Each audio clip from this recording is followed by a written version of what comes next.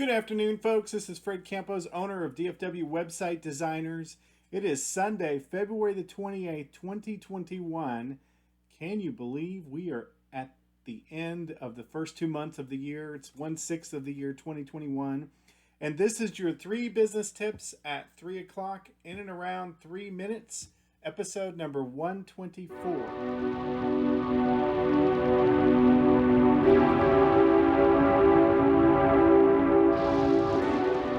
Guys, as we come to the wrap up of the first 1/6 of the year, I have read or reading about 9 books so far. And I have to tell you, I've mentioned it before, my favorite book so far this year has been Great at Work by Morton Hansen. He's one of the guys that have done, the Good to Great and series, and he's done all the research as an economist. And I am in a chapter called Don't Just Learn Loop. And today, that's what we're going to talk about. We're going to talk about the learning loop. We're going to talk about do, redo, measure feedback, modify, and repeat. So let me put some parameters on this.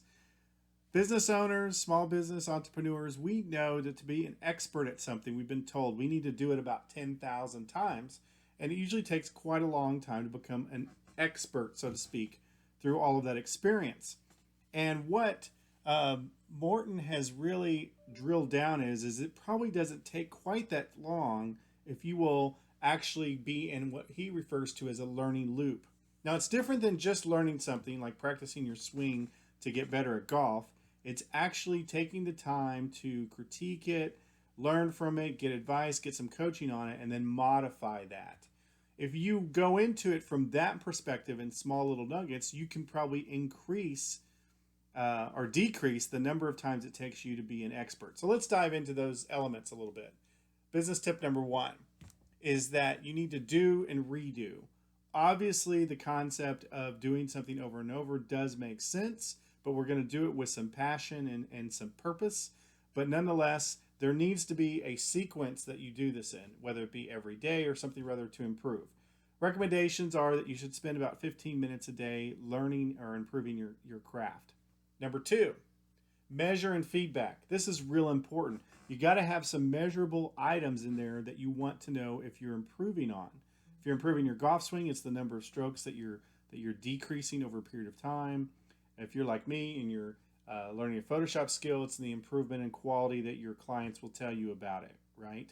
And you're going to measure, track it, and have outside coaches or other people provide feedback for that. Business tip number 3 on this is you have to actually take that feedback and modify and make some changes for improvement. It's one thing for me to go out there, again, I've been using the golf analogy, and just to hit a bunch of golf balls and count that as the number of times of repeating it. But if I'm not getting a coach that's telling me how to stand, how to adjust, how to swing better, I'm not having some measurable result of hitting the target, then all I'm going to do is repeat myself and perhaps even learn bad habits. It's the process of doing it multiple times, taking the time to measure and get some feedback, and then making some modifications going forward. That's a really, really fast summary of what that learning loop looks like, but it's something I'm going to implement. I wanted to share it with you guys so that you guys can continue to be excellent and awesome. That's my tips for you today. I'll go back to sleep.